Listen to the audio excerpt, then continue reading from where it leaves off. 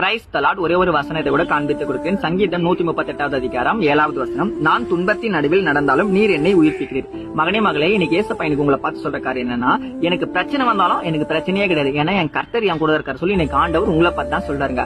ஏசப்பா நம்ம கொடுக்குறாரா? 100% ஏசப்பா நம்ம கூட தான் இருக்காரு. ஏன்னா ஏசப்பா உயிர் தெழுந்த பிறகு சொன்ன முதல் வார்த்தை, இதோ உலகத்தின் முடிவு குறைந்தும் சகல நாட்டையும் நான் உங்களோடு கூட இருக்கிறேன். அப்ப ஏசப்பா நம்ம கூட தான் இருக்காரமா. ஆனா நம்ம ஏசப்பா கூட இருக்கிறோமா?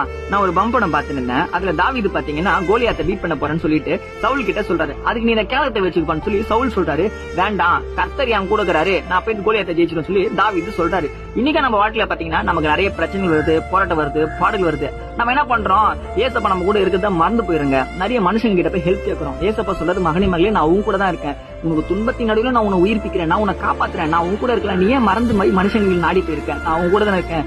ஜெபம் பண்ணு, வேதம் வாசி, உன் வாழ்க்கையை மாத்திரத்துக்கு முயற்சி எடு, உனக்கு ஒரு அற்புதத்தை, ஒரு வாய்ப்பை நான் உனக்கு தரப்போறேன்னு சொல்லி இன்னைக்கு ஆண்டவர் உங்களை பார்த்தாங்க சொல்றாரு.